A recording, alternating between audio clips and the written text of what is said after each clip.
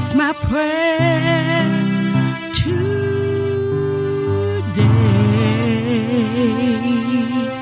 is that He fills you with a passion for righteousness.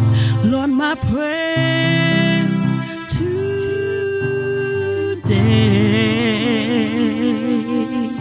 is that Jesus will guide you through every storm. Yes, every storm. Lord, every storm. This is my prayer today.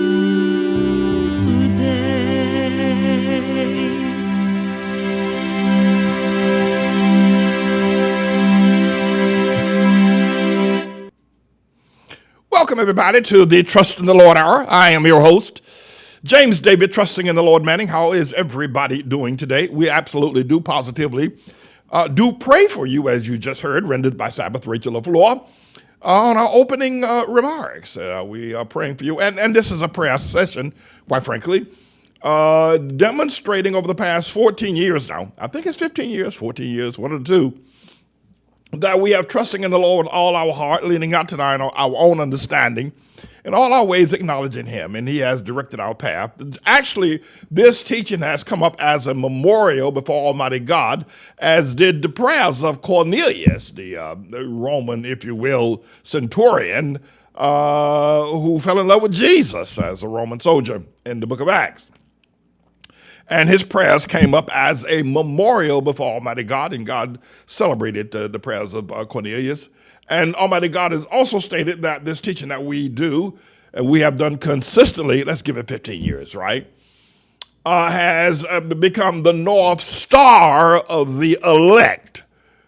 Those people chosen by Almighty God to be His servants when He returns in the second coming, which brings us to our subject matter today, that ATLAH is the land, or the prophecy rather, land of the first resurrection. And I might state also of the second coming of the Lord Jesus Christ, that when He returns, it will be to ATLAH, the land that where the people shall walk barefoot, because the land is holy ground. And you've heard me say that for quite some time. ATLAH, that's what God said. And we are now, we are coming to more knowledge of the prophecy given back in September 14th of 1991.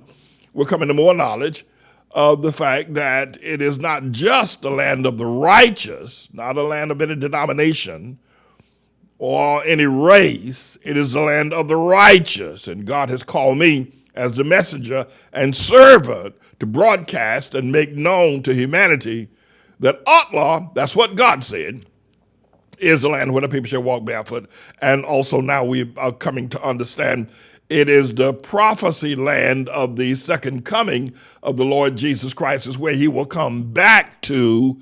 And it is also, if you will, the land of the first resurrection. Now we're confident that He will not return to Israel or Jerusalem.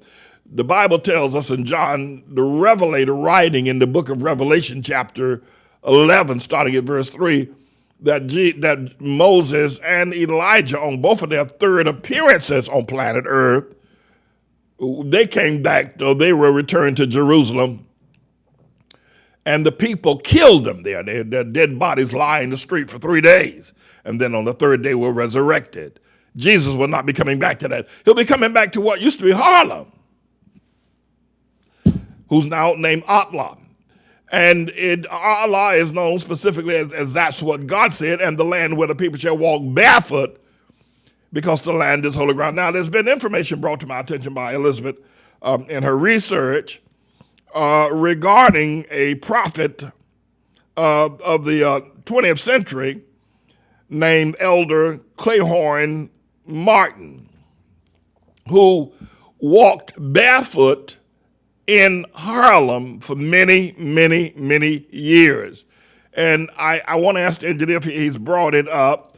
We've got a pictorial of Elder Clayhorn Martin, and I want to be able to at least just first let you look at it. He's a Hamite brother. He's well dressed, got on a three-piece suit, a two-piece suit, and he's well kempt, but he's barefoot, as you can see. And this photo was taken by James Van Der Zees back in 1929. It's called a photo of the barefoot prophet. And I'm going to read a bit of the bio of Elder Clayhorn Martin, the barefoot prophet, the Hamite brother that walked the streets of Harlem barefoot. Now, this is an important find. It's an extraordinary find. It's a Da Vinci find. It's an extra biblical, if you will, find that there was a prophet in Harlem before James David Manning who actually walked the streets of Harlem barefoot. And it's been pictorially captured by historian James Van Der Zees. And I'm going to read the account. You ever come across a photo where the imagery is so layered that you almost feel it's telling you a story? He said, well, that's what I felt, what I still feel when I look at Harlem Renaissance or photographer James Van Der Zees' 1929 Barefoot Prophet, a photo of Elder Clayhorn Martin, also known as Prophet Martin, and the Barefoot Prophet, an eccentric, street preacher. First, we can put some respect on the facts that this cat is known as Barefoot Prophet, the street sermon preacher of Harlem, during one of the most creative periods in not only black history, but in America in general. Where is the screenplay? This is a black story that needs to be told.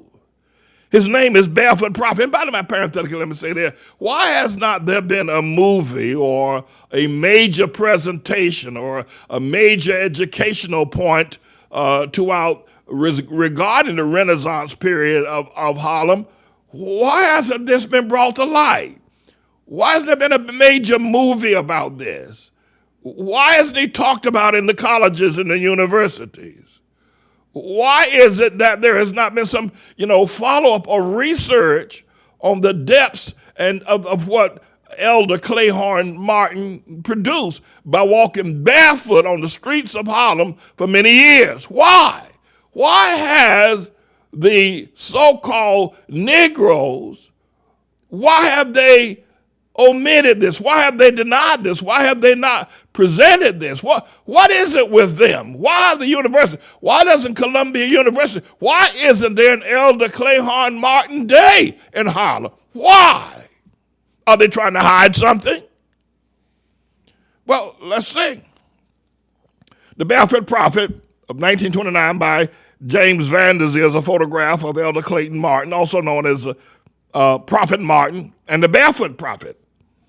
This prophet, or Elder Clayhorn, was born into slavery in 1851 in Virginia.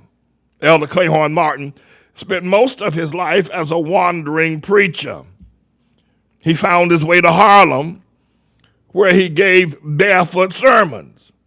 Martin stated that he had been going barefoot since he was a child, stating that God told him to shed his shoes and walk on holy ground, carrying his tambourine. Now, you'll remember the prophecy of ATLAH given 31 years ago that the land where the people shall walk barefoot because the land is holy ground. Now, Prophet Elder Clayhorn Martin is saying God said the same thing to him about Harlem.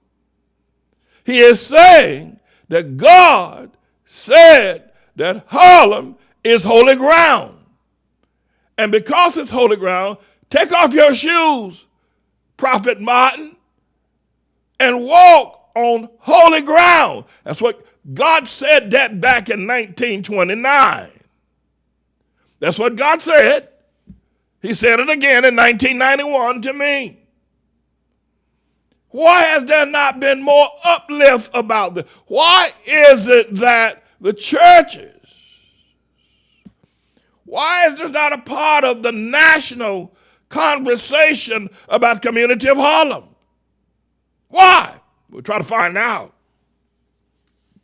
But at least what we find now is that Prophet Claiborne Martin started walking barefoot as a child. Now, I stated on this past Sabbath in the teaching from the pulpit of power that I walked barefoot most of my 14 years of my life. People have no idea. In North Carolina, I didn't wear shoes. Maybe late in the wintertime, I got a pair of what they call Brogan boots. And many times we got them from the secondhand store. But most of the time in North Carolina, the summer, I walked barefoot. I went to church barefoot. I went to the store barefoot. I got up in the morning. I didn't put on any socks or shoes. There was nothing to put on. Now, people have a hard time relating to that. That is so distant from most people experiencing, but not for me or from Prophet Martin. And, we would put on a pair of shoes when, the temperatures in North Carolina, sometimes in December and January, the temperature's up in the 70 degrees. Occasionally you get a freak day in North Carolina, at least where I live, southeast corner, and the temperature would drop down to maybe 50 or 40 degrees, but that'd be about it, and then it go right back up to 70. So you can walk barefoot all year long. However, one of the things about my sense of inferiority, as I tried to explain on this past Sabbath, was that I didn't want to go to school until I could get a pair of shoes. I didn't want to go to the school barefoot. I didn't mind going to a store here or there, or even to church, but not to school. The other students would laugh at me. But God gave this to Elder Claiborne back in 1929, or back sometime after 1951. He was born a slave. Slavery didn't end, as you might know, until 1865. He found his way to New York. He played a tambourine. And he walked the streets of Harlem shouting to those that would listen to that, every man is the dwelling place of the Almighty. He's not in the buildings we call churches today. He's absolutely right about that. When Martin died in 1937, he was homeless. That's what they're trying to do to me too, by the way. And Van der Zee and other Harlem Renaissance artists raised money to give him a proper funeral, which was attended by over 500 people. So a salute to the life and legacy of the barefoot prophet. Let this be a lesson. It's not being dismissive that old crazy guy, that's what they call it. They call him a crazy man. Well, that's what they say about me.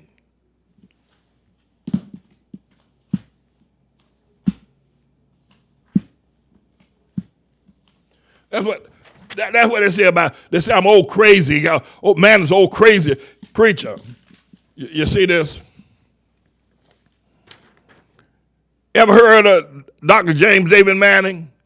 And the other coon says, "You mean that old crazy preacher up there in Harlem?" Well, that's what they said about Elder Claiborne Martin, that he was a crazy preacher. And they're saying the same thing about me right now, today. Moreover, as they have kept this extraordinary knowledge from the people, the Hamite people and the righteous of the planet, the elect of Jesus, they have hid. The devil, the pinch-nosed Negroes have hidden, because this information was documented by Renaissance artist James Van der Zee. Yet they have hidden this truth. The same way they want to stifle me and stifle the voice and stifle the witness of ATLAH and the ministry that I do. It's the same prophecy. Called to walk barefoot. I've said the day gonna come. The day gonna come. We're gonna take off our shoes and walk from 7th Avenue to 110th Street all the way up to McComb's Dam in the Harlem River. Barefoot. I've said it. We're gonna do it. The land where the people shall walk barefoot because the land is holy ground. Why is it that they are hiding this knowledge? And who is it that's behind hiding this knowledge? Is it Rockefeller? Who is it? Who is it? We know it's the devil ultimately. We know it's the devil. We know it's him. He does not want the people of Harlem, the Hamites people. He don't want them to know it. How many pastors got paid off? How many politicians got paid off? How many W.E.B. Du Bois got paid off? How many Mau Mau's? How many James Baldwins? James Baldwin, supposed to be some sort of noted author here in Harlem during the Renaissance period. His father was a Pentecostal preacher. He was a queer himself, James Baldwin. Why is it that they've never written or informed the people that a prophet in Harlem walked barefoot, crying out to the people that Harlem is holy ground? Why? We need to find out.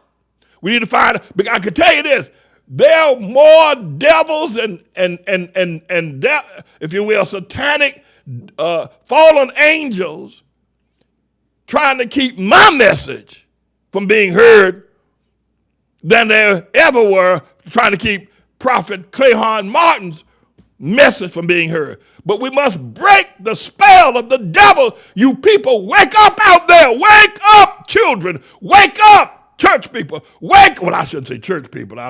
The Prophet Martin was right. Y'all go to these buildings and a damn thing about God going on in there. The places are damned left and right. But people, wake up. When are y'all going to wake up? See what they're doing. Hiding the word of God. Well, they're not going to keep me silent.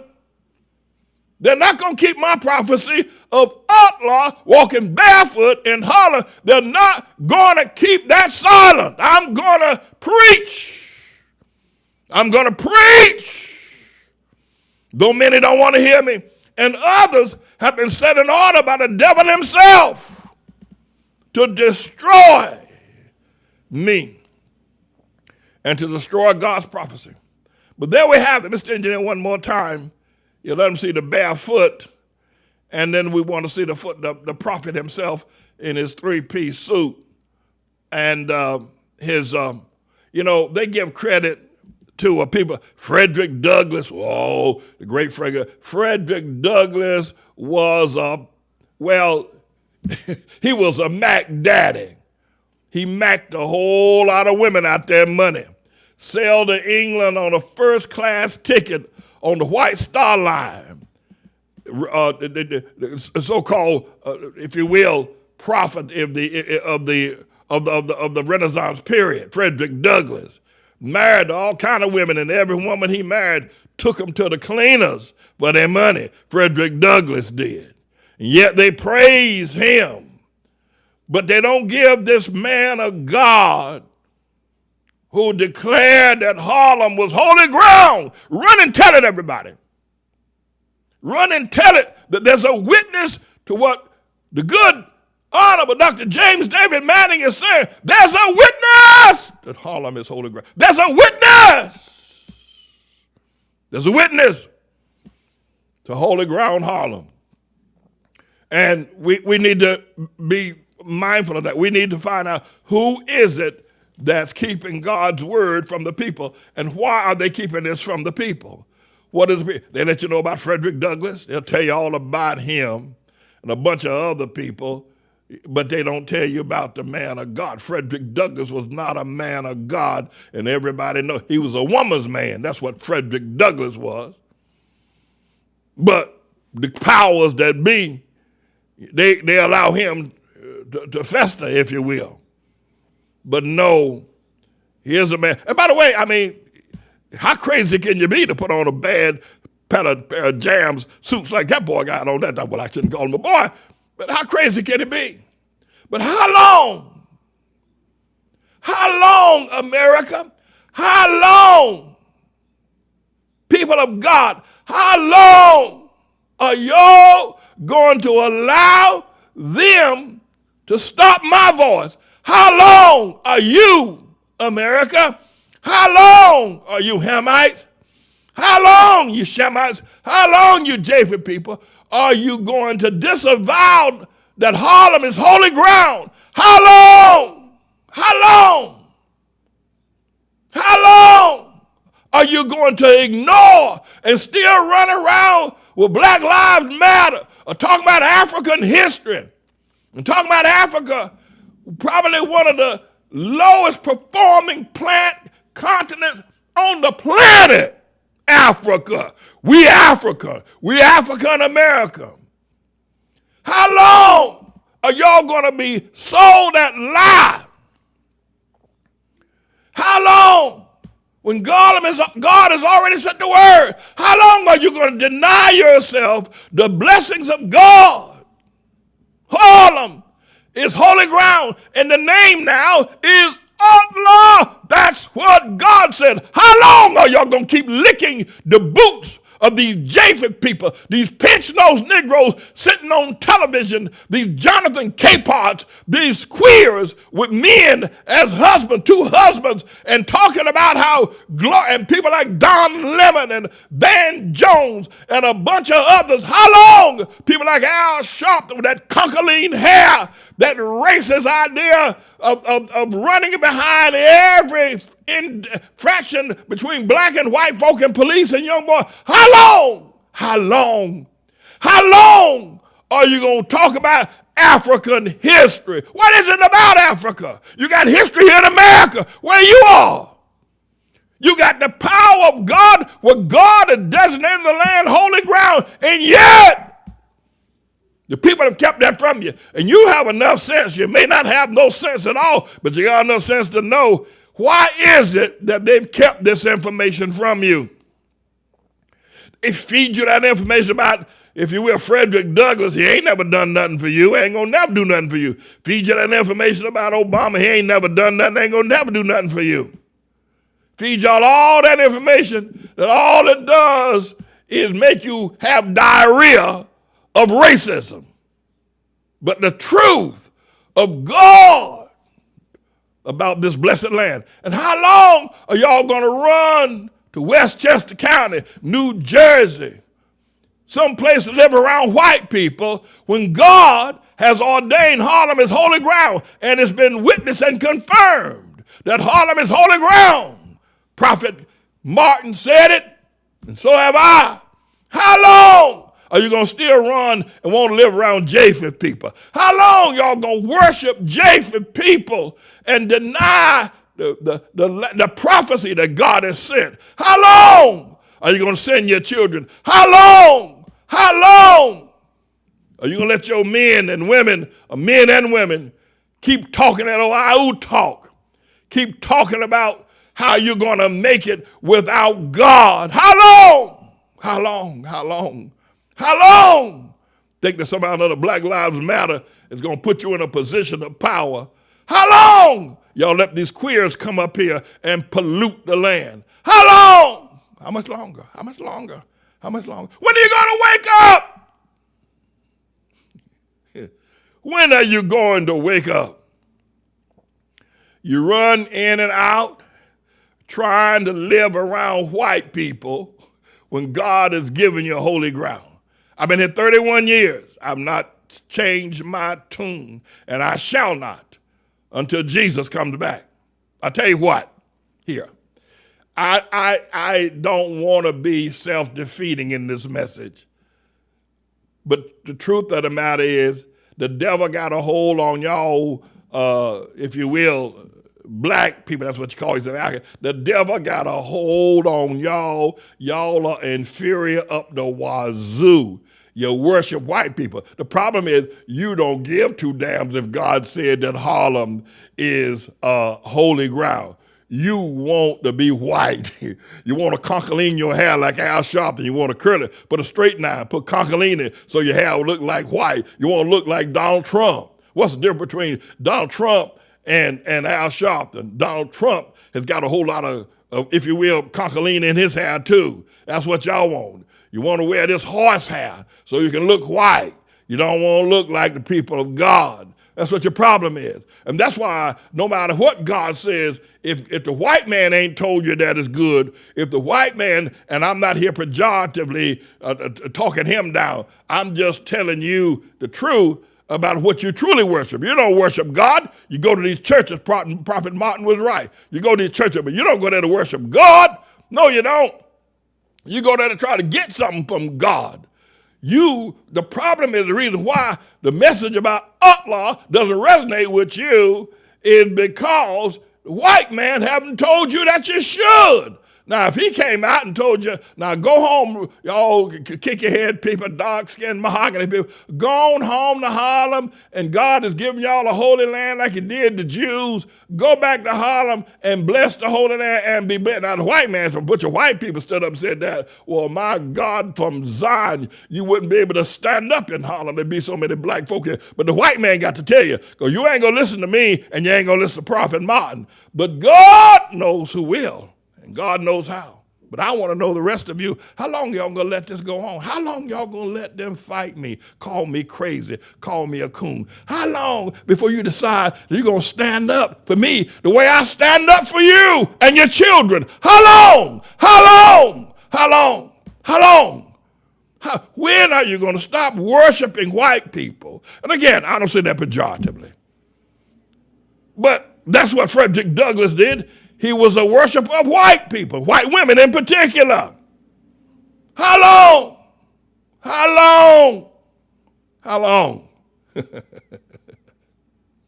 Anyway, we have this, and there'll be more God will reveal. But those who have an ear, let them hear what the Spirit is saying. ATLAH! That's what God said. The land where the people shall walk barefoot, because the land is holy ground. I'm going to take a break, and I'll be right back. Hello, this is Mr. Babalola from Atlanta, Georgia. I just called to appreciate our dearest pastor, Pastor Manny. He has been a virtuous to appreciate his godly work on my children, what he has been doing with the children over there has proved to me that he's a true man of God. And my prayer to him is that God will always strengthen him.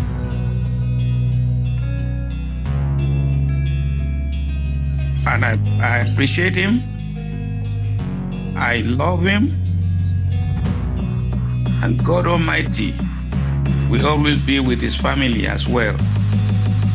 So I really appreciate him. I love to be with him over there and with my children. But I'm a little bit incapacitated right now. I couldn't make such a long journey from here to New York. But I pray to God that God will give me the mercy, will grant me mercy to be able to do so very soon. I really like him, I really love him, and I tell you, I will always love that man. He's a true man of God, and I really appreciate him very much. Thank you very much, and I hope we see personally very soon. Okay? Say hi to all the members of the church. Thank you. You are such a very wonderful leader. I really appreciate you. Thanks a lot. Okay. Talk to you later.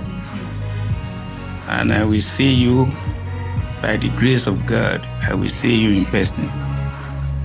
God bless you. Thank you.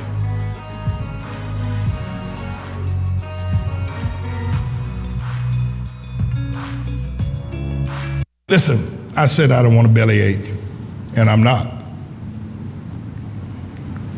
But I'm about to tell you something. The things that people have done because I've told them the truth, they just do it incidentally, and then they go on and have themselves a tuna salad sandwich or something of that nature, drink themselves a Coca-Cola. Every last one, from the smallest to the largest, their intent was to destroy me. To destroy me. To destroy this church. To destroy the school. To destroy me so I could never stand in a pulpit and preach again. To destroy me. Turn the world against me. Destroy my life. Leave Elizabeth and I out to root little pig or die. To take away all the years of building. Their purpose, no matter how small their incident was, their intent was to destroy James David Manning. All because they loved Obama or they loved LGBTQ. Now, you may not see that. You may not think that. But I feel it. They wanted me gone. They wanted me destroyed, completely annihilated. And the world would go on. This church would crumble, the place would close up, the building would be sold. They say, yeah, that man was a hate preacher. Yeah, he was a hate preacher. When he fought first black president, he was a hate preacher. Got what he deserved. Got what he deserved. He was a hate preacher. That church needed to be shut down. A few months ago, Elder LaFleur and I were on phone with a judge by the name of Judge Francis Kahn III, first hearing our case regarding re-argument. And so our lawyer stated at the outset, Judge, he says, the lawyer that previously served, succeeding, did not argue the interest rate, even though Judge Bluth had ordered that we did owe the money, but the interest rate was never ruled on. Judge Kahn said just right off the cuff, that should have been done right on his face. You don't let the matter go to the referee without saying how much interest should be charged. That gives the people the opportunity to do what they want to do. He said that should have been done right on his face. Elder LaFleur was there. And he said, besides, it's a church, for crying out loud. You talking about foreclosing the church? He said, go back and look at this. 2 months later, he comes back and said, there's nothing I can do. There's nothing I can do. You should have done this. You should have done that. Bam, sell the church, he said. What happened? I'll tell you what happened. The quiz got him. The quiz came to him and said, it may be a church, but it's a hate church. The quiz, the LGBT, the pension those Negroes, the Al Sharptons, it's a hate church. Shut him down. And the judge awarded the lien holder a $3 million profit on a $36,000 because they hate, they want to destroy, they want to see us gone. They want to see us gone. They want me gone. And all that have raised their hand against me, I'm here only by the grace of God. Well, I should. Yes, this message is for Honorable James Manning. I just watched his stream from 12 hours ago, and he talks about how the black people or black men never built anything. Well, I'm here to tell you he has. He's built a temple from here, from earth up to heaven, and I don't think there's any scientist or engineer or anything like that that can say that they've done what James Manning has done. So he is the one black man that has done more than any of them. He's done more than Martin Luther King. As much as I love Martin Luther King, he didn't reach the people that Mr. James Manning reached, because Dr. James Manning has reached so many people through YouTube itself, all over the world. And he has built something that will never be moved, will never be shaken. And what he has done, God just shines upon him, and he respects God and Christ. And you look at a lot of these churches that have been taken over by false preachers, and I think they were injected into the churches to destroy the church and to destroy the faith, so that people will not believe in God or Christ anymore. And that is the goal. And he keeps fighting them. And I respect him, and I tell you, God respects him, and Christ respects him. And he has built a tower, a concrete tower, a golden tower, whatever you want to call it, that reaches from earth to heaven. And he has saved so many people and touched so many people's lives. And he will be greeted when he crosses over one day. And his wife has helped him, been right there with him. So she gets credit, too. By the most beautiful people he could ever imagine, ever. I don't think, but anyways, he's a wonderful man, and he is the one man that has built more than any of them, and they cannot sit there and, they all march around in front of the cameras and everything, and, trying to be like Martin Luther King. But Mr. Manning is actually bigger than Martin Luther King. So I just wanted to say that and tell him how much we love him and appreciate him, and I'm sure that God does and Christ does as well. Thank you. Have a good day. All right, so we want to recap here that the ATLAH, the land where the people shall walk barefoot because the land is holy ground, preceded by prophet, if you will, Clayhorn Martin, born in Virginia, born a slave, but walked barefoot through Harlem for many, many years, and captured by the Renaissance artist Van de Zier.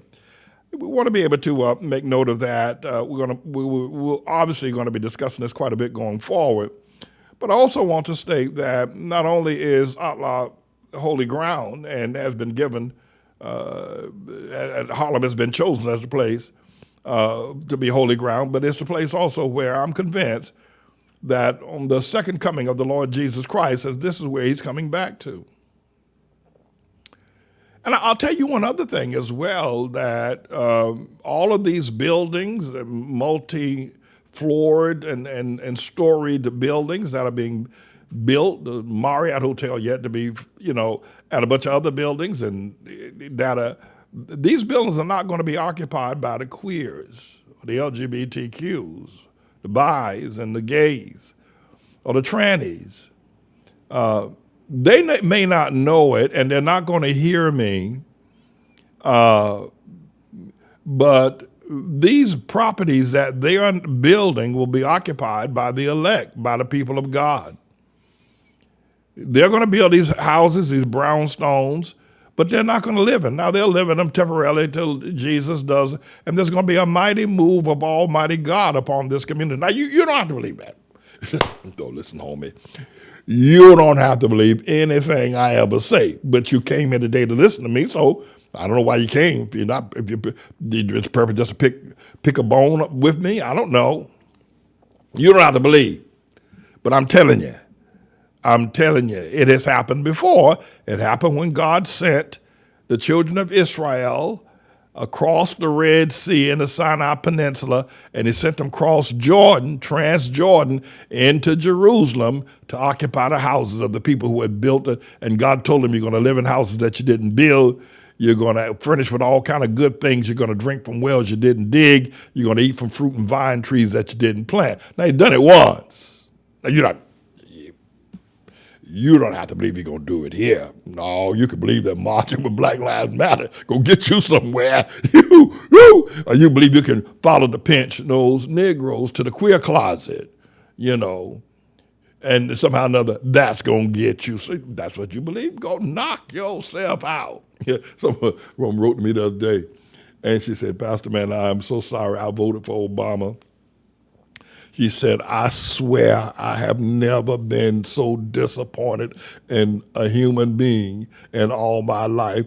The man came in sweet talking, sweet walking, and switching and didn't do a thing. She said, She said it was such a tragedy that she prays that God will forgive her for making how could anybody make such a mistake to vote for Obama? How could they? He's an insult. The man is a walking insult to humanity and to so-called black and African-American people in general. He's a slap in the face. Obama's a Will Smith and a Robitussin Chris Rock.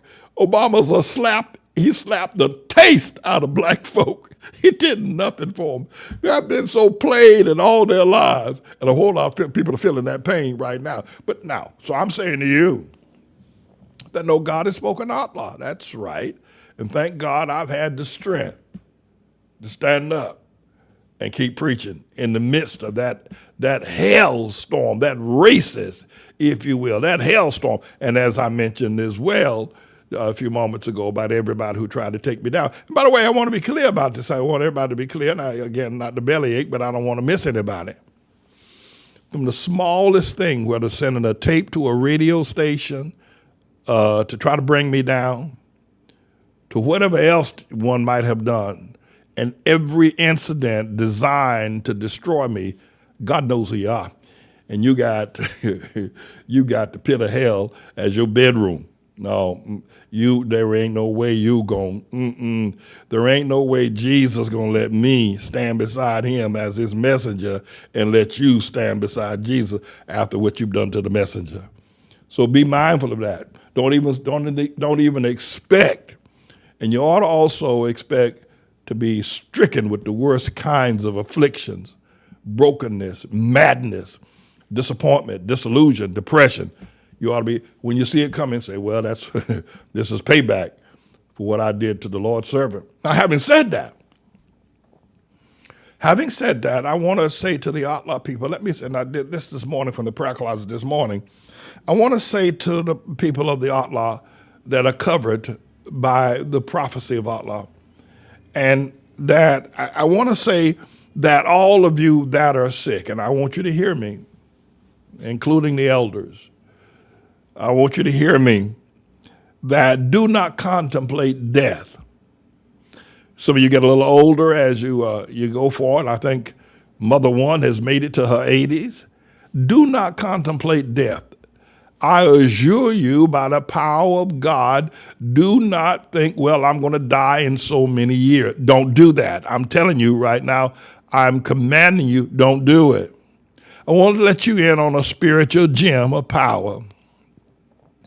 I want you to know that you may not have been able to accomplish great things as a medical doctor or lawyer because of your belief in the use of your intellectual strengths and skills, to have risen to that in the level and walk of your life. You may have been a housekeeper, may have been a domestic maid. You may have worked in a fast food restaurant or worked in a diner. But you have the power to defeat death. That's why Jesus came. Now, you listen to me very carefully. Don't get 70, 60, 80 years old or get sick with some infirmity or some disease and start thinking, I'm going to die. I forbid you not to do that. You have the power to defeat death. Jesus came to give us the power to defeat death. Plan to live. Plan to live. And Jesus said there's going to be a period in time where we're all going to live 1,000 years. We're going to reign and rule with him. Plan to live. I rebuke the spirit of death. I rebuke the thought of death. Rebuke it. I rebuke it right now in the name of Jesus. Plan to live. Even though you're sick now, plan to live. Plan to live. Plan to live. Don't make any plans to die. Don't entertain the thoughts of it. Others may die around you. Make no plans to die. All right, listen to what I'm saying. And if you're sick, contemplate and plan and think on your healing or your being healed and what you're going to do with a healed body. Say, here is what I'm going to do with my body is healed. I may be sick now, and the sickness may go on for, it's the devil that's put it on you anyway. Say, here's what I'm going to do with my healed body. with my healed body, here's what I'm going to do. I'm going to do this. I'm going to do that. I'm going to go mountain climbing, or I'm going to go deep sea diving, or with my healed body. I'm waiting on my healing, and with my healed body, here's what I'm going to do. That's exactly what and even women who've not given birth to children, it ain't over with yet. It ain't over with yet. Let me tell you something. There are more incidents in the Bible of women at an age beyond the childbearing age that have given birth to beautiful and powerful children than there are healings of blind people. That's right. Oh, you didn't hear me. Well, I'll say it again. I want you to hear it. Don't quit. It ain't over with yet. I said it ain't over with yet. There are more incidents. The Bible is full of women in the Bible in their 80s and 90s giving birth to children, baby boys in particular. Oh, that's right. Oh, you didn't know that? Sure.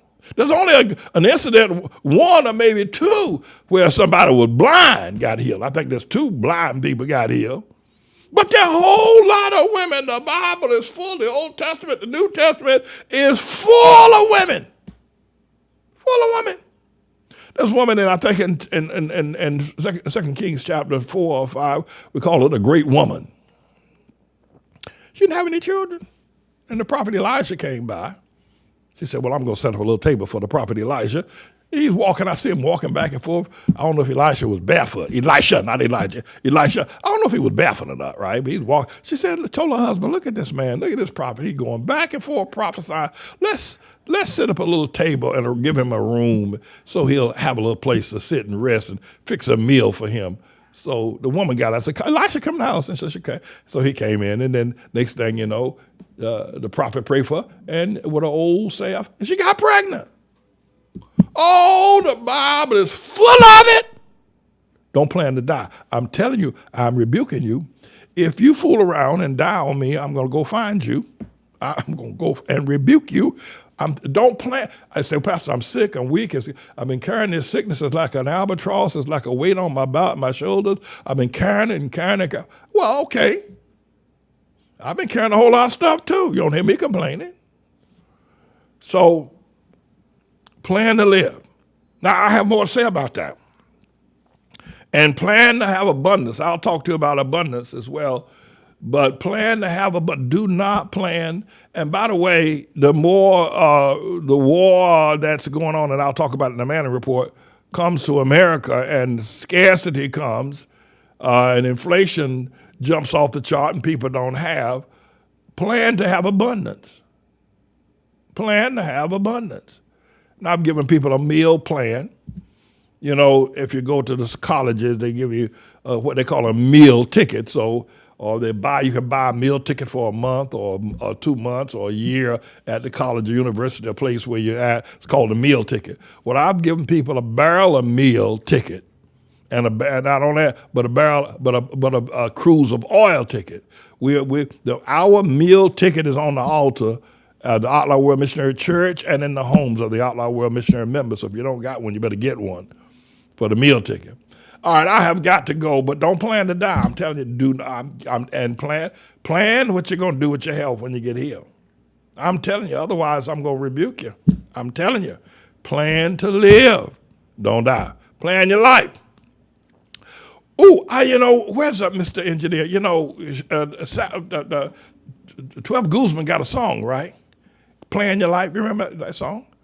Yes, I know we had planned to have Brother Honecker, who I understand now, Brother Honecker. He's back home now. He was in the hospital, in and out quick. And so we had planned to do something with him. But I'm going to, let's do Sister 12 Guzman and Brother Michael Guzman, Plan Your Life. Because you plan to live. Say, Pastor, man, I just don't know if I can do this anymore. It's been years now. And what I tell you? What did I tell you? If you give up, you got nothing. You might as well just keep fighting. Plan to live, plan to have abundance, plan to be successful. Just plan to do it. All you got to do is plan it. And when you plan, the devil has plans for you. Now the Lord has plans for you, but the devil got plans for you. The Lord sent me. The Lord sent me as a plan to tell you the plan to live in abundance and plan to be prosperous. I'm going to let you listen to Michael and 12 Guzman plan your life. Let it rip, Miss Engineer.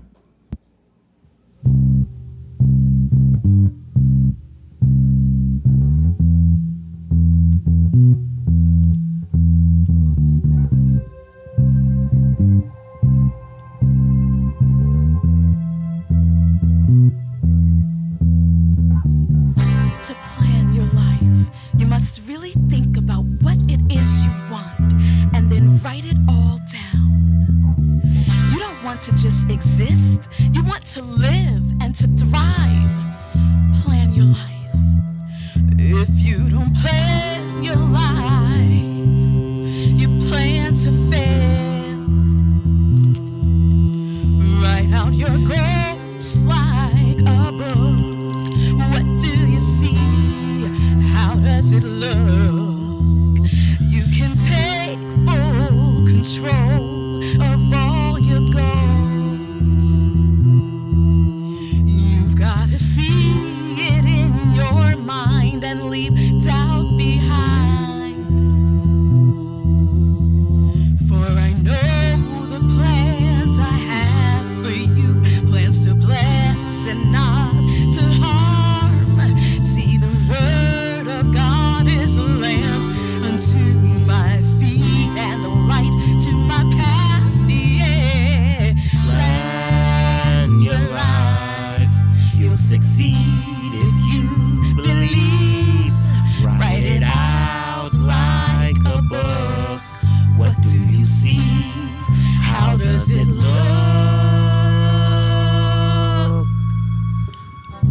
The Lord is my shepherd, I shall not want. With God, all things are possible. Make your plans, write it all out, and believe you can do it. Make righteous plans, oh yeah, that God can bless. Fear and pain are just a test. Oh yes, you see the enemy wants to steal your joy. But with God on your side, He can't destroy your dreams. For I know the plans I have for you, plans to bless and not to harm. See, the word of God is a lamp unto my feet and a light to my path. Yeah. Plan your life. You'll succeed if you believe. Write it out like a book.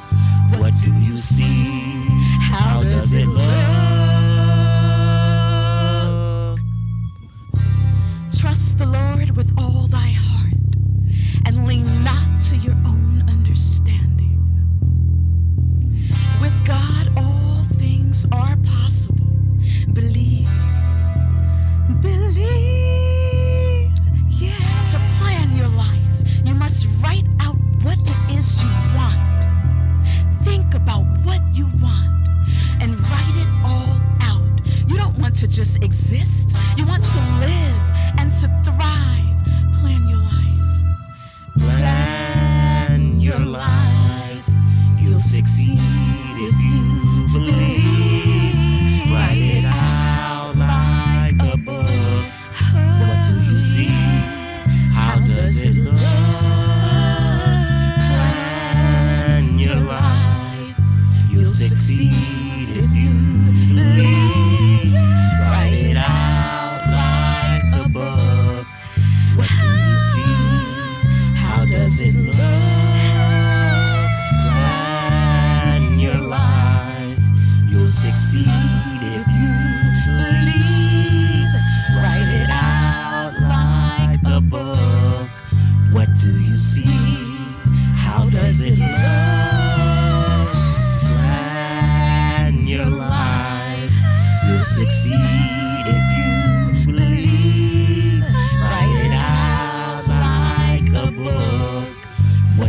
see how does it look.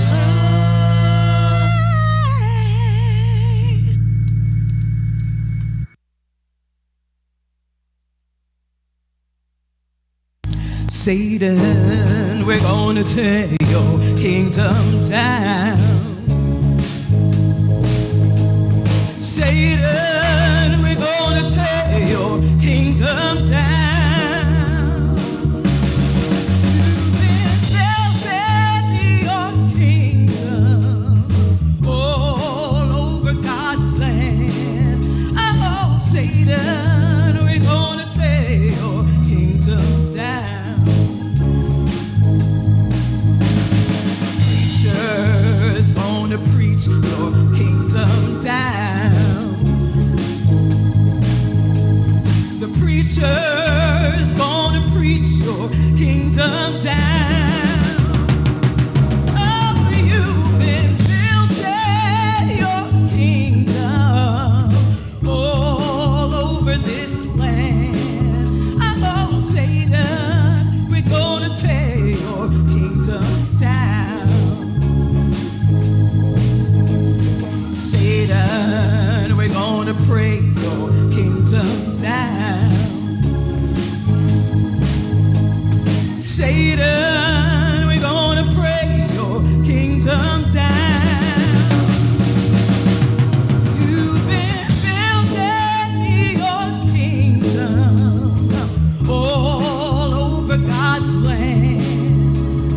Satan, we're gonna pray your kingdom down. Satan, God is gonna move out of ATLAH. Satan, God is gonna move you out of ATLAH. You've been building your wicked kingdom all over God's land. Oh, Satan, God is gonna move you out of ATLAH. Oh, Satan, we're gonna tear your kingdom down. Satan, we're gonna tear your kingdom down. Oh, you've been building your kingdom all over God's land. Oh, Satan, we're gonna tear your kingdom down. Satan, the preacher's gonna preach your kingdom down. The preacher's gonna preach your kingdom down. You've been building your kingdom all over God's land. Oh, Satan, we're gonna tear your kingdom down. Oh, yeah, your kingdom's coming down. Oh, Satan, we're gonna tear your kingdom down. You've been building your kingdom all over God's land. Satan, we're gonna tear you out of ATLAH. Satan, God is gonna move you out of ATLAH. Oh, Satan, God is gonna move you out of ATLAH. I'm the Lord's servant. I'm asking now is to give truth a chance. All I've ever told anybody is the truth. Now, just because you didn't understand it doesn't mean it's not true. And I'm asking people to give truth a chance. All around, you hear the lies being told from the top. Every time you turn around, it just don't seem to stop. When you're ready to move far beyond that same old dance, all you gotta do is listen, yeah, and give truth a chance. Give truth a chance. Everybody, give truth a chance. Come on and sing it. Give truth a chance. Give truth a chance. Welcome, everybody, to the Manning Report. I am Manning, the quintessential American, broadcasting from our studio located in our church building. And our church building is located in the community formerly known as Harlem. But God Almighty has changed the name of this community to ATLAH. That's what God said, the land where the people shall walk barefoot, because the land is holy ground. How is everybody doing today? We got a bit of a spring day. Look at those blue skies. Just a couple of clouds in the sky behind me. That's a live shot, by the way, looking north here in the Harlem, now called ATLAH region. So I don't know what they got going down there with Angelus Kane and Brother Miller out there in Indianapolis, Indiana. Something's going on in Indianapolis. I forget what I'm going to make mention of it. I don't know what it was. At any rate, got to start a broadcast for you today. We saw a couple of tweets indicating that. I want to ask you to imagine something.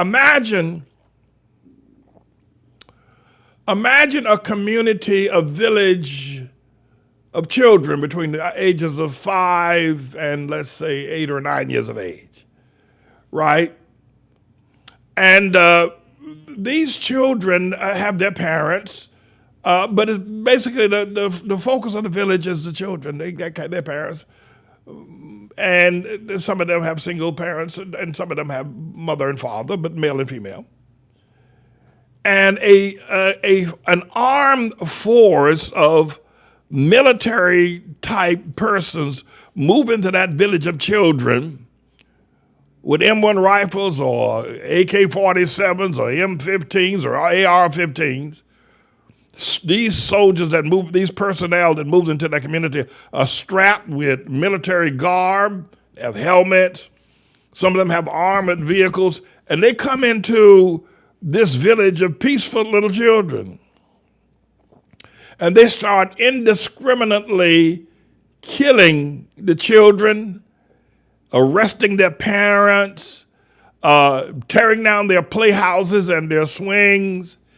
And the ones that they don't kill, they tell them that they are orphans and non-existent, and that the reason why they did this is because they were believers in the Word of God. They believed the Bible, the Old Testament. They think that prophet Moses was a true prophet of God. They believe that God actually told Moses how he created the heavens and the earth, and the whole process from the let there be light to let there be man, let us make man in our own image and our likeness. And because of that, that's why their parents had to be killed, and some of them had to be killed. And for them, these soldiers in these military garbs, these AK-47s, these AR-15s, will now take these children, as young as they are, and teach them what God or what Moses said that God said to him about creation, about let there be light, about man, about woman, about creation, about the Sabbath day, is all up in the air. It's not true. That's what these military types that would take over that beautiful village of children. It isn't true. You can choose whatever desire of life or whatever. You can even choose whatever day you want to worship on, but you don't have to follow that stuff that Moses said there in that Bible called the Old Testament, Genesis, the book of Leviticus, etc. And the children have no defenses. They have so they get caught up in this whole process.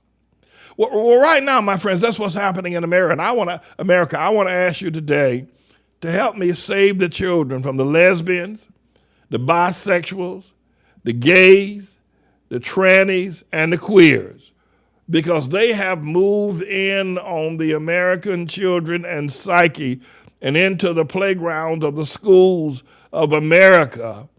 And they're telling the children that what Moses wrote in Genesis chapter 1 about the 6-day creation, about man and woman, is not true, that it's a lie, that they can be anything they want to be, notwithstanding they are born with a specific amount of equipment, and every now and then you'll get some freak that'll show up in the discourse about sexuality, homosexuality in particular, and say, well, they know of somebody born with 2 genitals. Well, that's about sex saying I know 2 people born with 2 heads. If that did happen, obviously it's some sort of freak. It ain't normality if somebody's born with both genitals. I don't believe it. I think it's all a lie. But having said that, I want to ask you to help me because the children are being invaded. You know, when I look at what happened in Bucha, Ukraine, just northwest of Kiev the other day, or southwest of Kiev, or what's happening in Mariupol, and how the Russians are going in with their doctrine, and they're going in to indoctrinate the people, and they're killing and bombing and destroying, and they're writing children on the trucks to churches and the schoolhouses, and yet they're dropping the LGBTQ bombs, they're dropping the tranny bombs, they're dropping the queer bombs, they're dropping the gay bombs, they're dropping the bisexual bombs, they're dropping the lesbian bombs all over Ukraine, and it's leaving utter destruction. Now, a couple of people are trying to push back, but they're leaving utter destruction. And a lot of people are leaving because they don't want to become LGBTQ. And so you got people like Governor Ron DeSantis down in Florida who's pushing back. You got others. And we need to join with Governor Ron DeSantis in the pushing back of the Russian soldiers because they want to do to Florida, they want to do to Disney World, they want to do to the school system in Florida, what they've done in Bucha, what they've done in Mariupol, and what they've done all over the Ukraine with their doctrine. And I want to ask you to help me save the children. Now, I got a little bit of a video I want you to watch, put up by one of these people from CNN. And I'm going to ask the engineer to leave my mic open because this news, CNN, oh man, I'll tell you. The stuff that they spread, they're going to have to answer to God for all of this stuff that they do. And they are the purveyors anyway, Mr. Engineer, go ahead and roll that clip of this fella talking there to this tranny. There is an ugly history in the United States of portraying gays, lesbians, transgender people as perverts, as predators who are preying on children. And when I see some of the coverage in the last week, seems to me they are just repeating an ugly history. Good morning, Brian. Yeah, it's exasperating to watch. Engineer. The person you see with lipstick and pink blouse. Well, first I said, first I was looking at her, I said, well, this woman, or maybe she's gay, or maybe she's a lesbian, I don't know. But doggone, the voice was heavier than Brian Stelter. Back it up just a little bit, Mr. Can you hack it up just a little bit?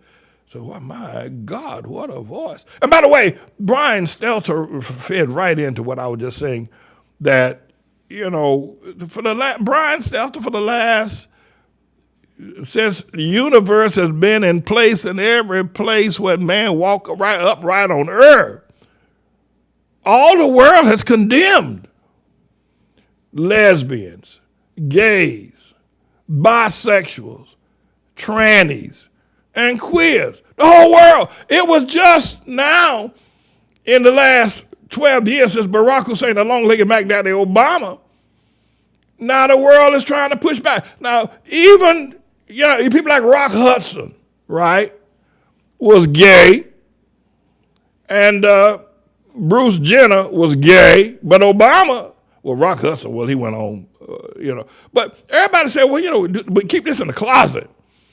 Don't be bringing this stuff out in the world. Everybody knows this is wrong. The whole world for 10,000 years said, everybody know this is wrong. That's a sexual behavior if you want to get into it, all right. I'm not condoning it, by the way. But don't try to tell the world that is right. And one thing you don't want to do is try to convince children. And by the way, let me say this. The reason why they're going after these 5-year-olds, because it's because if they can raise up a brood of children, teaching them at 5 years of age, that, this is right, then the whole world, about the next generation, everybody will be going along with it. I consider what they're doing actually is sexual molestation. But what I want to do is I want you to hear the voice of this person. Look, is that Bruce Jenner? Is that Bruce Jenner's cousin? Or if not, I think Bruce Jenner ought to marry whoever this is. Go ahead, Miss Engineer. Who are preying on children. And when I see some of the coverage in the last week, seems to me they are just repeating an ugly history. Good morning, Brian. Yeah, it's exasperating to watch all this go down. I can't believe that it's 2022 and we're still seeing LGBTQ families be framed as predatory or as diversive or I would say as almost perverted. I mean, that seems to be the message to millions of LGBTQ families by the actions of Governor DeSantis right now. And it's heartbreaking to watch because these are families who already struggle to get by day to day in the public square and now have their own government going after them just for existing. But when you hear the framing on the right, this is just about parents' rights. It's just about parents' rights. What does that get wrong? What's wrong with that? I think it's insulting to the parents of Florida. Huh? It says to the parents of Florida that we can't talk about LGBTQ families without talking about sex. And it is this very strange need by Governor DeSantis and the Republican Party of Florida to, I would say, sexualize LGBTQ families in a way that you would never see done to non-LGBTQ families. I have so many friends who are LGBTQ parents or parents of LGBTQ children, and they are shocked and exasperated by what's going on right now. They don't feel that they can be in schools or their communities without seeing this kind of backlash from conservative lawmakers, and it's really unfortunate to watch. Well, I tell you, Mr. Jim, hold it right. I want to say we need to support Governor DeSantis of Florida, and I think governors and mayors and congresspersons and senators all over America ought to throw their weight and support behind him. Because he's going to have to fight Disney as well. But let me ask you a question. I have the greatest respect for Mike Tyson. I do. I like Mike. I like Mike Tyson. I do. And when that woman accused Mike Tyson of trying to rape her or whatever it is, that was so wrong. That was so wrong. And to send that man to jail, send Iron Mike to jail, I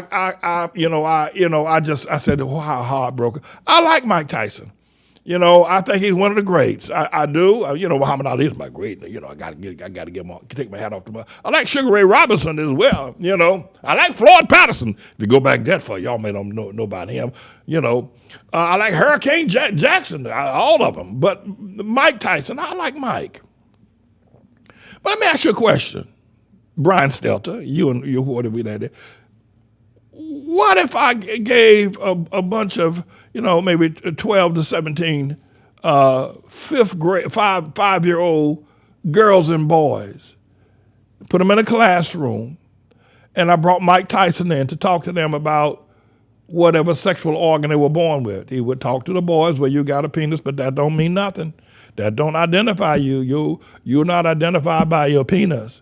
And he'd say, would you want Mike Tyson talking to the 5-year-old girls about, you got a vagina, but that don't make you a woman. It don't make you a girl. That does not identify you. Do not be deceived by the characteristics of your flesh.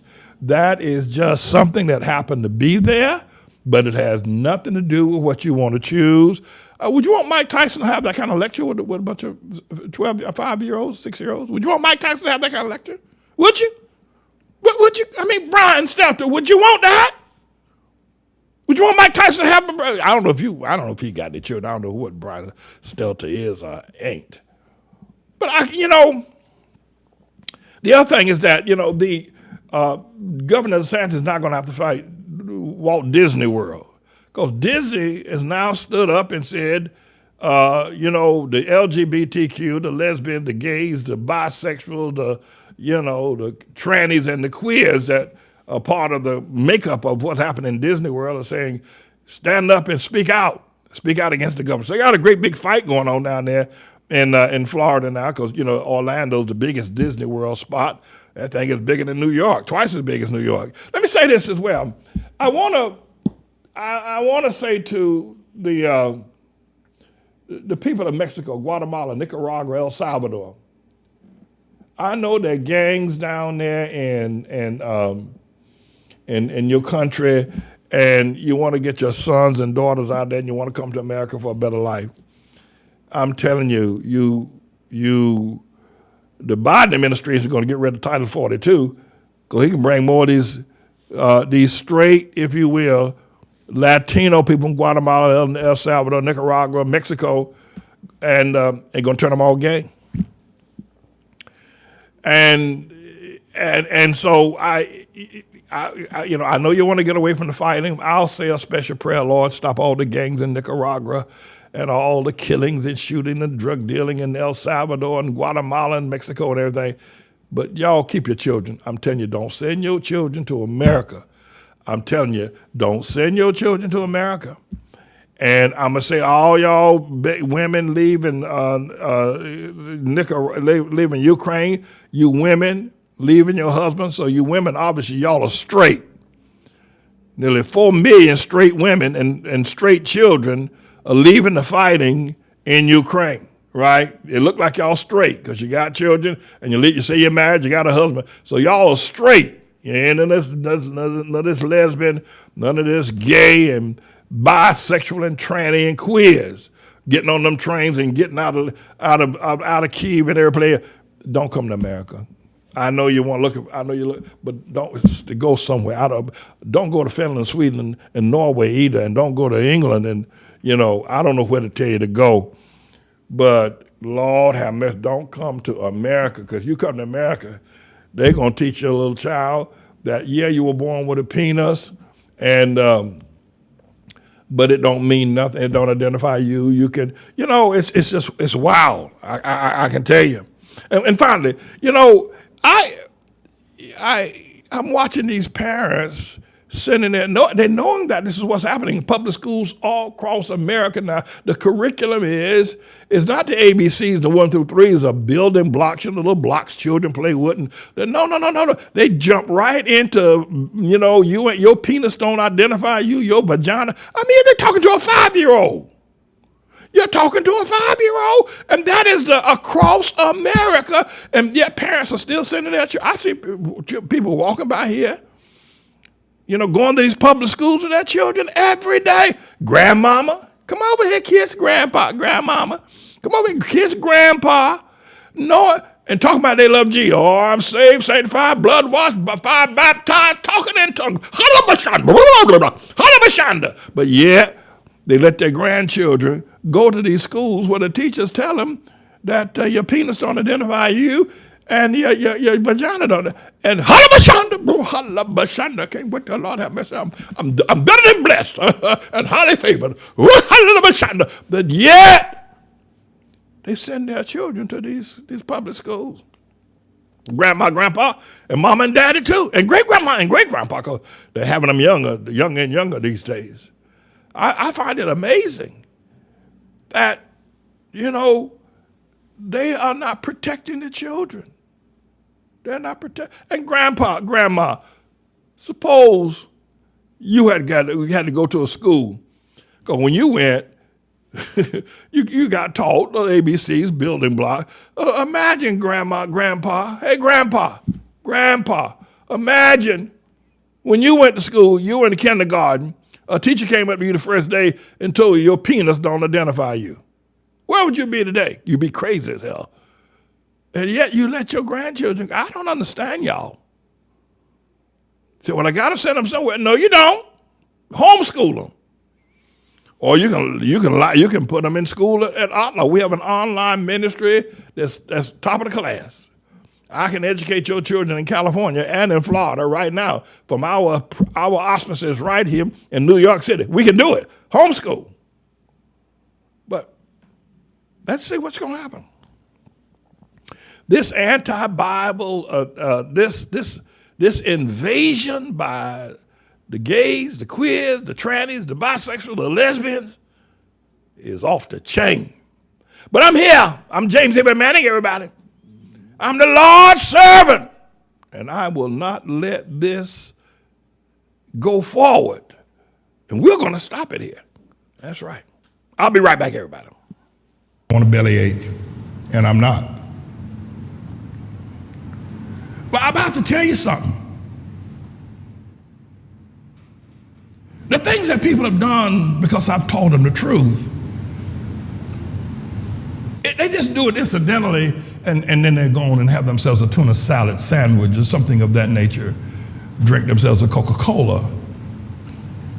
Every last one, from the smallest to the largest, their intent was to destroy me. To destroy me. To destroy this church. To destroy the school. To destroy me so I could never stand in a pulpit and preach again. To destroy me. Turn the world against me. Destroy my life. Leave Elizabeth and I out to root little pig or die.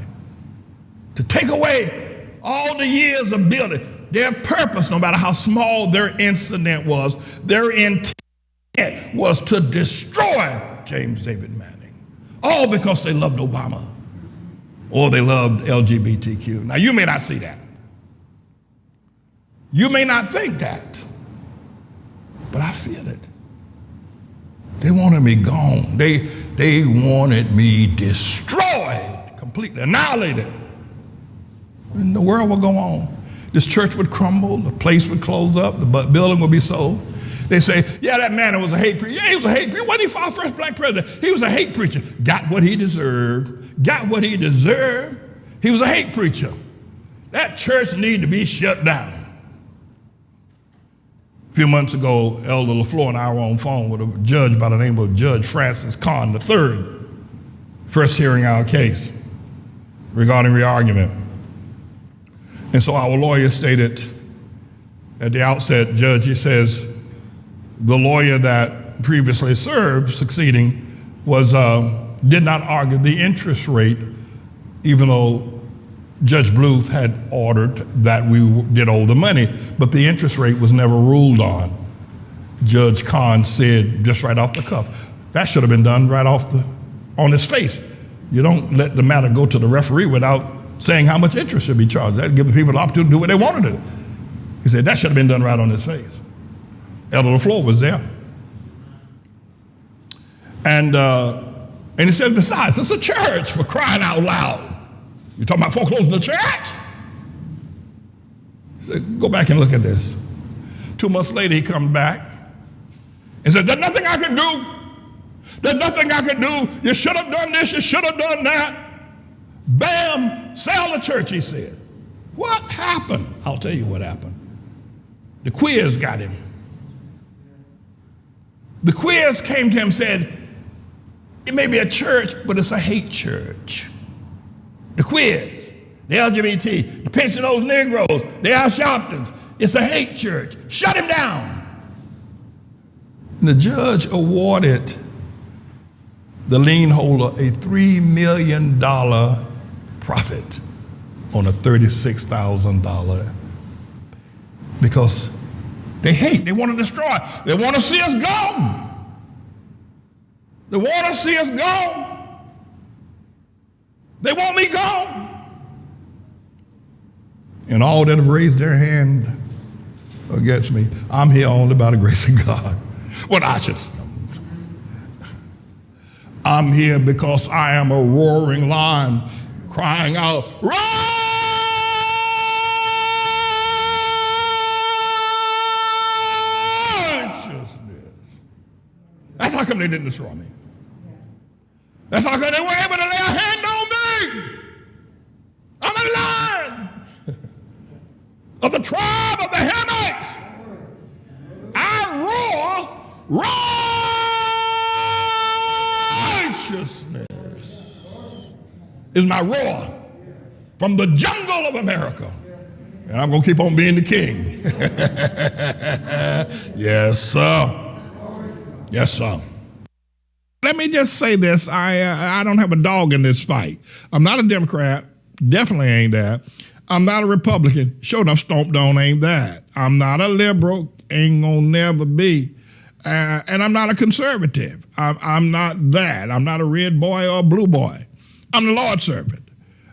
Listen, I'm not here in support of Joe Biden and Camelback ain't Black Harris. The last thing on the planet Earth would be I'd be supporting them. I'm not. I don't have anything kind to say about them.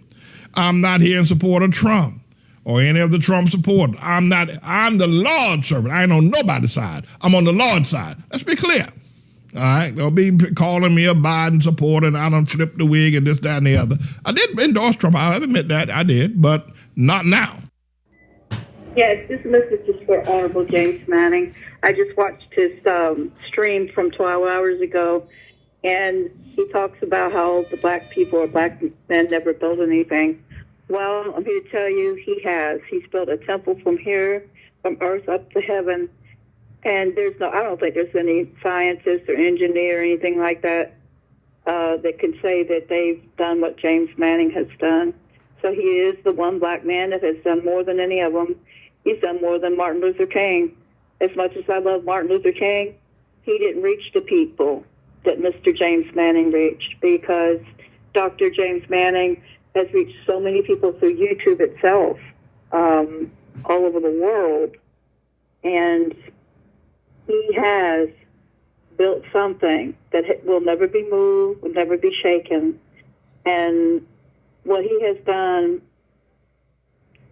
God just shines upon him, and he respects God and Christ. And you look at a lot of these churches that have been taken over by false preachers, and I think they were injected into the churches to destroy the church and to destroy the faith, so that people will not believe in God or Christ anymore. And that is the goal. And he keeps fighting them. And I respect him, and I tell you, God respects him, and Christ respects him. And he has built a tower, a concrete tower, a golden tower, whatever you want to call it, that reaches from earth to heaven. And he has saved so many people and touched so many people's lives. And he will be greeted when he crosses over one day. And his wife has helped him, been right there with him. So she gets credit too. They're the most beautiful people he could ever imagine, ever. I don't think, but anyways, he's a wonderful man, and he is the one man that has built more than any of them.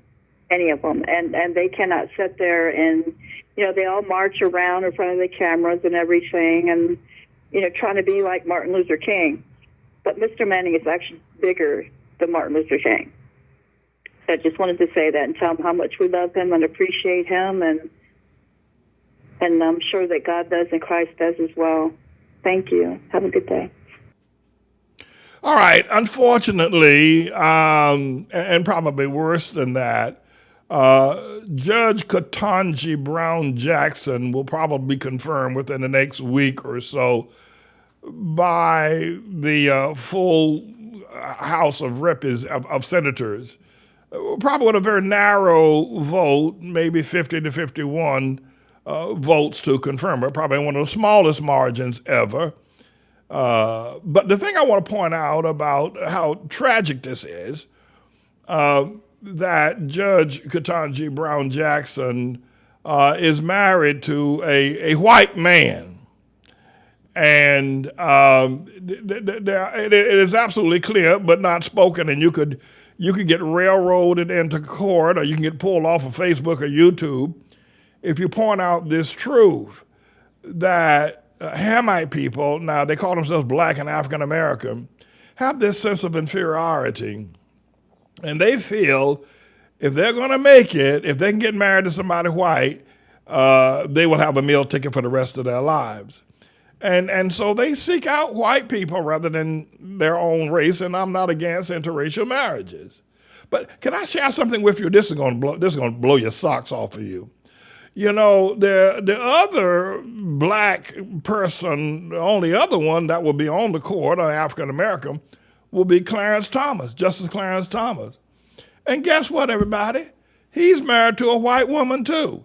So check out the bizarre. I mean, this is absolutely, it is almost beyond planet Earth.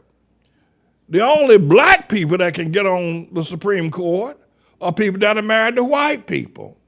And then the other thing I think is important to say about this, which is some of you have a conservative leaning that listen to me. You know, Clarence Thomas is the best definition I've ever seen of a pinch-nosed Negro. Now, Ketanji Brown Jackson, she's a good definition as well, and I'm going to walk you through what, you know, the Urban Dictionary has allowed me to coin as a phrase, as a pinch-nosed Negro. But Clarence Thomas is a pinch-nosed Negro. Though he may be a conservative, he's still pinch-nosed. And just like every other Negro that marries white, because I figure if I can marry white, I can escape the failure of being black. If I can marry white, I don't ever have to worry again. But if I marry somebody black, ain't no telling, well, even though I'm a judge or even though I got a lawyer, marry somebody black, marry white, and your life is sealed. So check this out. Ain't this nothing? Ketanji Brown Jackson probably going to make it in much to track the sadness and to regret and to the pain of God-fearing people. That woman going to be on the court. But check this out. She married to a white man. And check also out. The only other black person on the court is also married to a white woman. Go figure. If you can't see black people are in a racial trouble without God up a creek without a paddle, black people got a problem with being black. They want to be white. Anyway, but here, this is the thing that's going to kill you. This is going to knock your socks off. Clarence Thomas is a pinch-nosed Negro. Now, remember I said a pinch-nosed Negro is a Negro who got a big mouth, got big, thick lips. He got thick lips. He got a thick nose. And when he talks, because his nose is broad, his lips are big, the words, they get bassier and louder and more definitive when they come over his lips or breathing through his nose. Now, white people, for people, that's who they are. They got thin noses. Sometimes they're razor thin. They got thin lips. Sometimes their lips are so thin you don't even got a lip. You're going to put the lipstick on some of these white women and for men and women. Their lips. So when they speak, the words don't have to go over a great big hill and mountain of the Hamite people, the black man's lip and the black man's nose. Clarence Thomas got some of the biggest lips I've ever seen on black people and the biggest nose.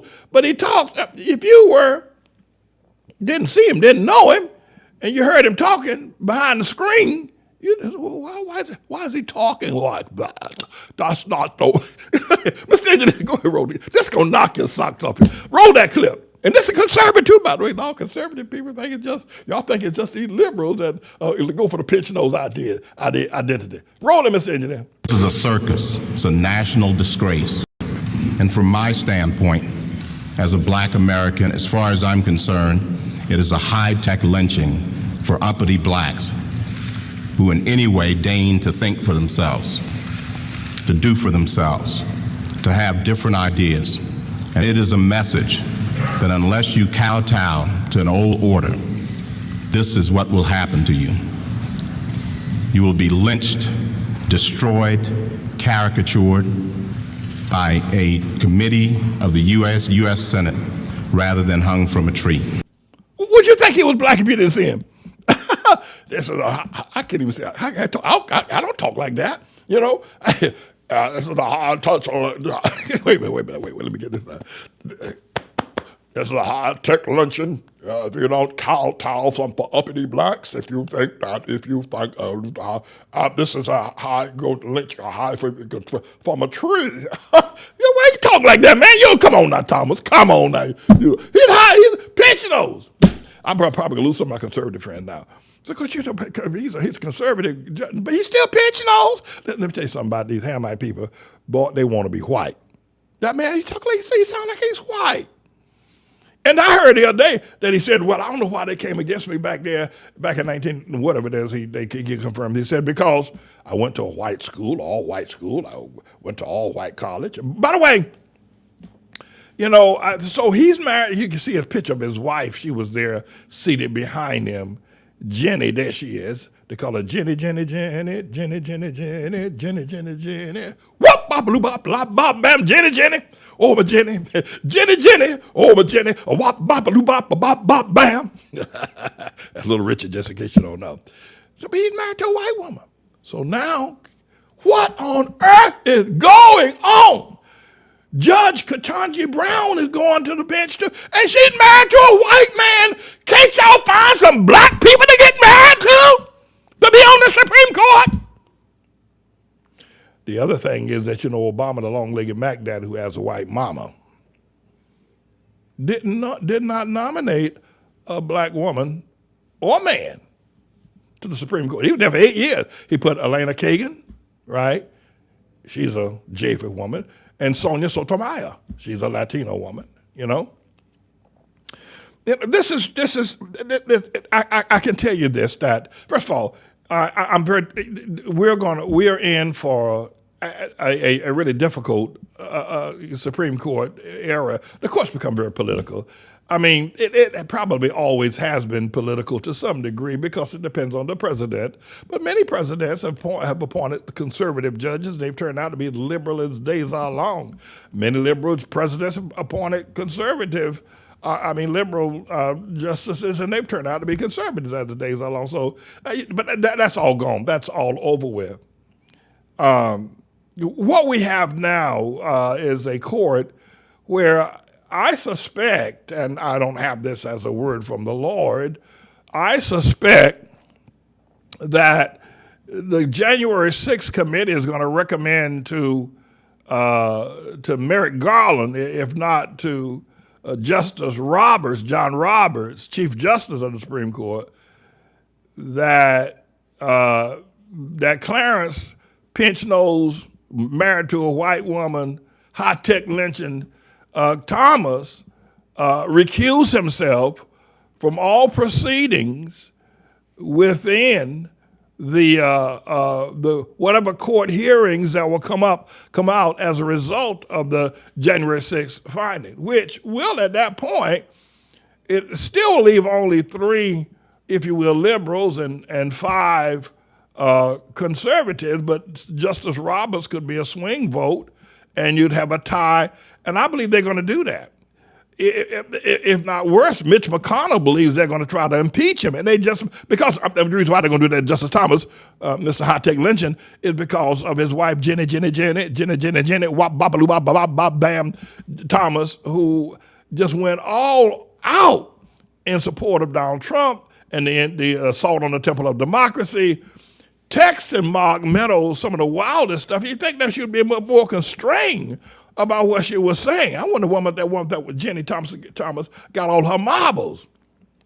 But, you know, I suspect that, they might try to censure, force him to recuse himself if any case that comes up before the Supreme Court where a decision has to be reached about the effects of the Trump administration or the January 6th committee, et cetera, et cetera, et cetera. So we'll see how that works out. If so, the court may get balanced because I think Justice Roberts is sick of the people like Brett Kavanaugh and Amy Coney Barrett and a bunch of other people that Trump, I think he is sick to his stomach with them, especially that Brett Kavanaugh boy. That boy ain't got no business on the court. That boy ain't got no business teaching Boy Scouts. He ain't got, they little sniveling like a little girl when they were questioning mother and when, so I see this coming down the road. I'll keep you posted on it, but ain't that nothing.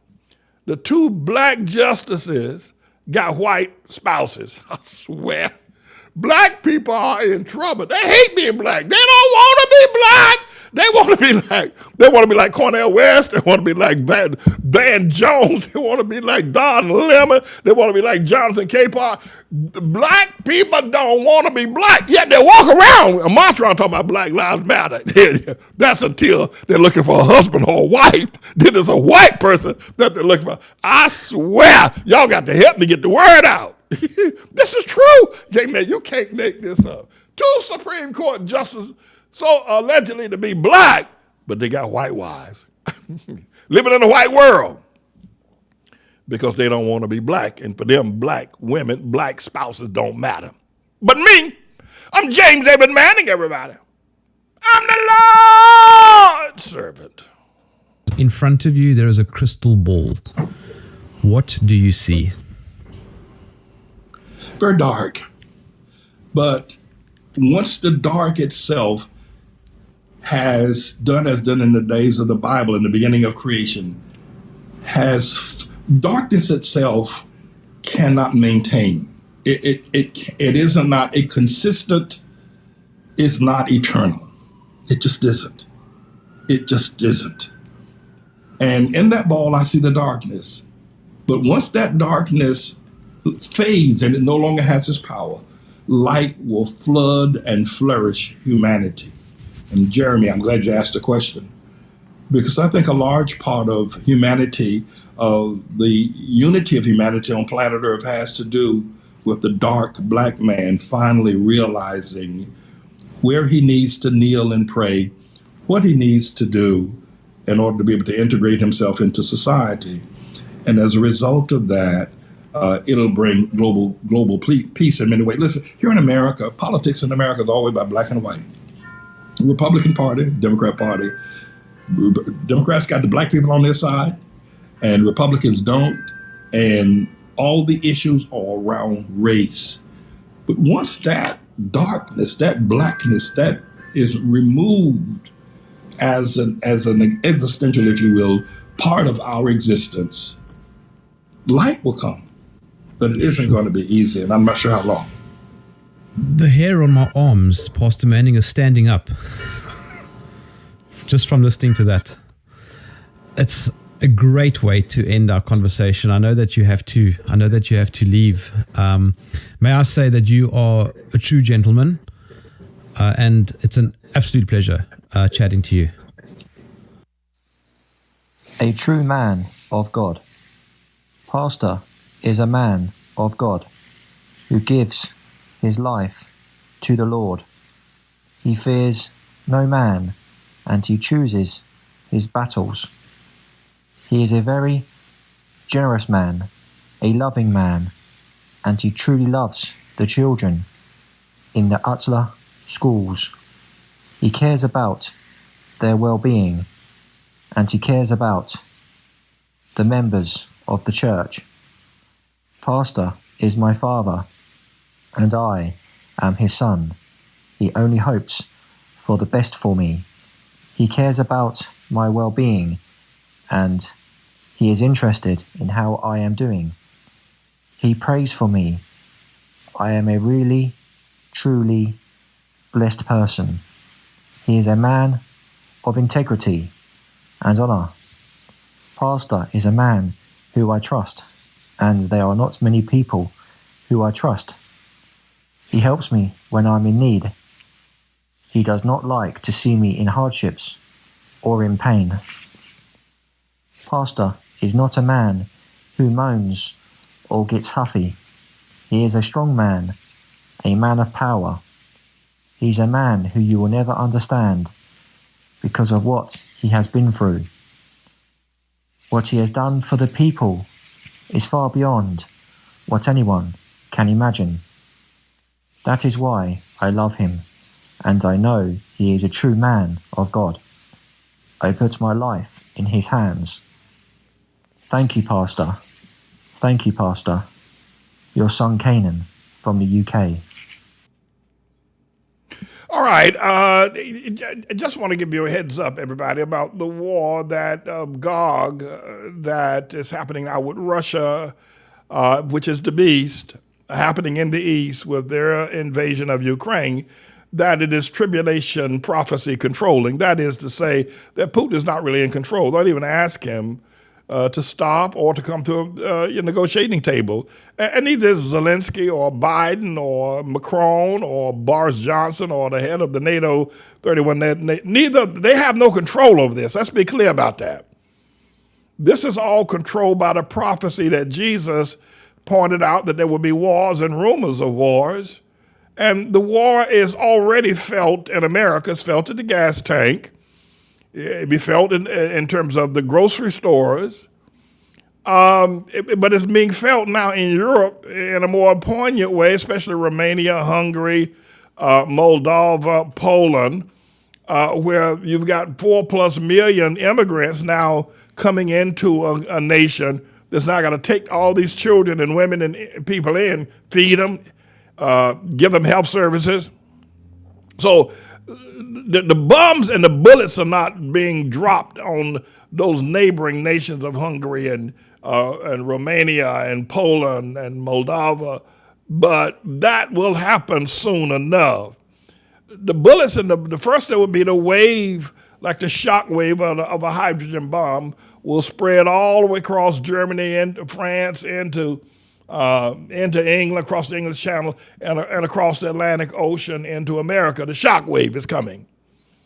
We're going to suffer greatly because Russia produces a lot of wheat. They even though we produce a lot of it, we don't produce enough for the world. Russia produces a lot of iron ore, and they supply the world, especially Europe, with heating oil, with gas to run their automobiles. And that's going to be great. That's going to jack up prices and create all kind of mayhem. So the war is already a global war. I've called it WWW.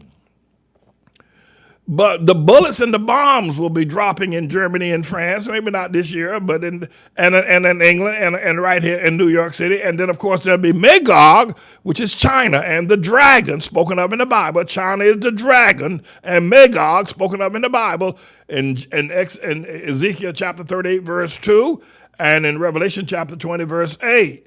And Magog will come across the Pacific, across Japan, aided by Kim Jong-un in North Korea, and bombs will be dropping, and I'm not sure how soon. And by the way, this is not my prophecy, it's not my wish, it's not my desire, but Jesus said in Matthew's Gospel, chapter 24, verse 6 and 7, that there will be wars and rumors of wars. And it's going to happen here as well. I'm not here promoting it. I'm not here saying I'm just trying to tell you what Jesus said, and I'm trying to tell you that the prophecy is controlling. So don't look to Putin or Biden or Zelensky they have no say-so in this. Jesus spoke. And not just wars, if you can probably get past that maybe. The famines are coming, the earthquakes are coming, and pestilence. Maybe not next month, next year, but it won't be long before what Jesus said will not fail. And you shall hear of wars and rumors of wars. Don't be troubled. All these things going to happen. But even that, the end is not yet. Nation rise against nation. Kingdom against kingdom.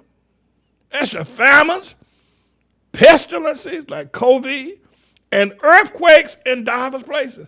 It's coming. This is Jesus. Ain't nothing nobody can do about it. Putin ain't in control. Don't even ask him to do anything about it. Neither Biden. Jesus is still on the throne, and this prophecy is in control. So I'll be coming to America soon. Get ready. What you see going on now in Ukraine, it's going to be happening in New York. Going to be happening in London town. Oh, yes, it will. No, unless you want to call Jesus a liar. Or maybe you think Jesus is somehow a bit of a racist and he ain't going to touch the Germans or the French or the English. Oh, I see who you are. Oh, I see. Oh, You're going to go down to Africa, get everybody in Africa. He ain't going to, I see who you are. No, it's coming, my brother. And I will say to you, I assure you, get ready. Something whole lot. Hell is coming too, by the way. All over the planet. We're in the tribulation. I'm James David Manning, everybody. I'm the Lord's servant.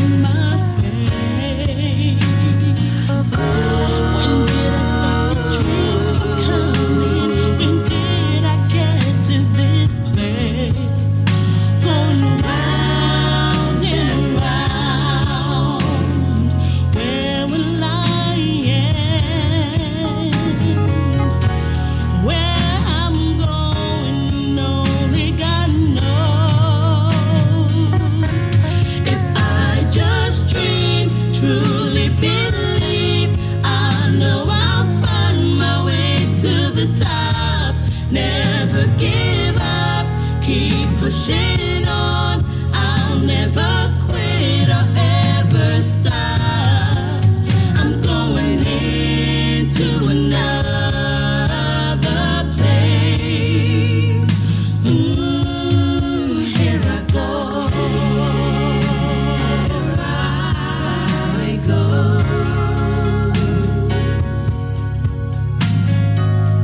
As I look at my life, I realize I want to fly. Wanna reach everything I can. Wanna spread my wings up high. As I walk down this narrow road and I look back upon me, never thought I would meet and love who the Lord has called me to be. I'm going way beyond all of my dreams. Where I'm going, only He knows. If I just dream, truly believe, I know I'll find my way to the top. Never give up, keep pushing on. I'll never quit or ever stop. I'm going into another place. Here I go. I go.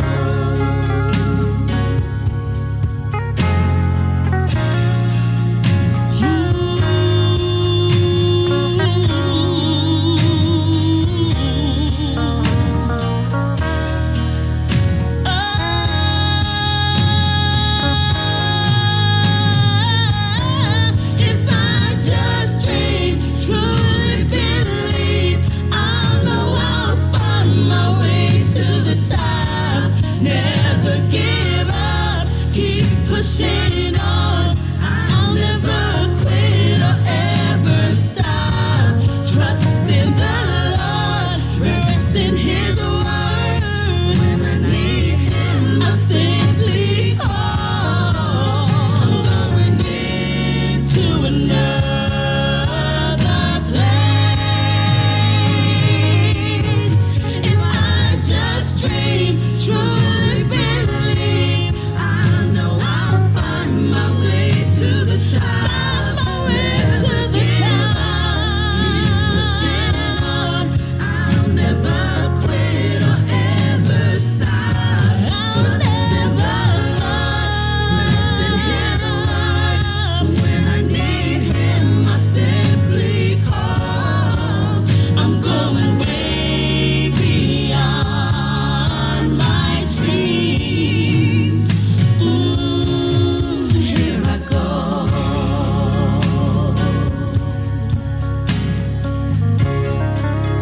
Here I go.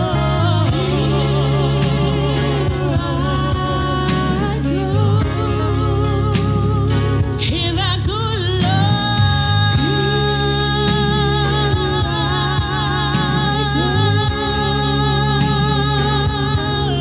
Here I go.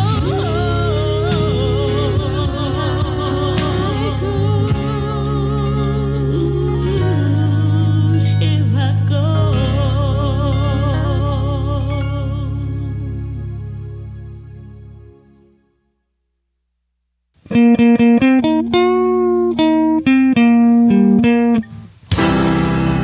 God says, I'm growing weary of all your feast and sacrifice. When you assemble before me, but you ain't been living right. I've seen you shout, I've heard you sing, but all that noise don't mean a thing till you break the bonds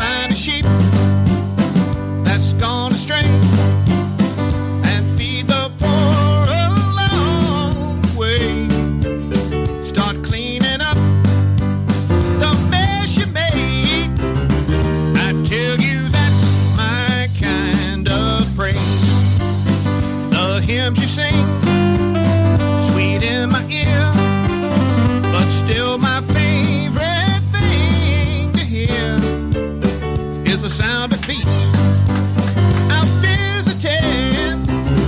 I tell you that's my kind of praise. That light will break through, I'll make a way. When you're in trouble, just call my name. I'll be your rock, I'll guard your way. You'll be my witness every day, and see your works, glorify my name. I tell you that's my kind of praise. And see your works, glorify my name. I tell you that's my kind of praise. I tell you that's my kind of praise. I tell you that's my kind of praise. But you can sing anyway.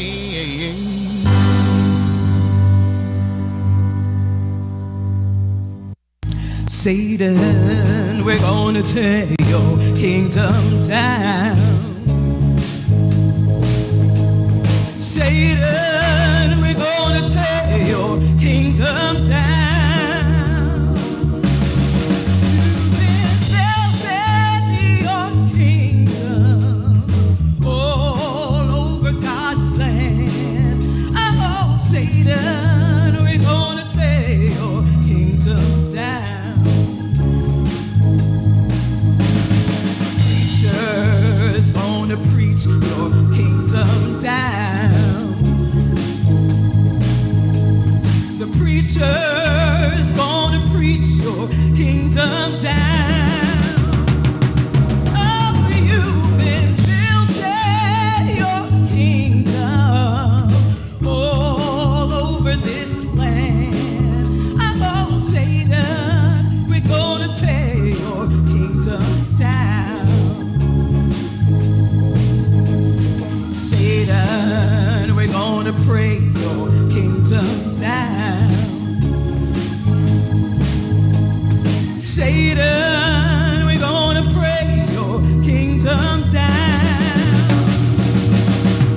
You've been building your kingdom all over God's land.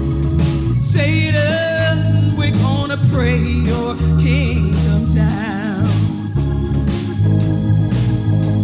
Satan, God is gonna move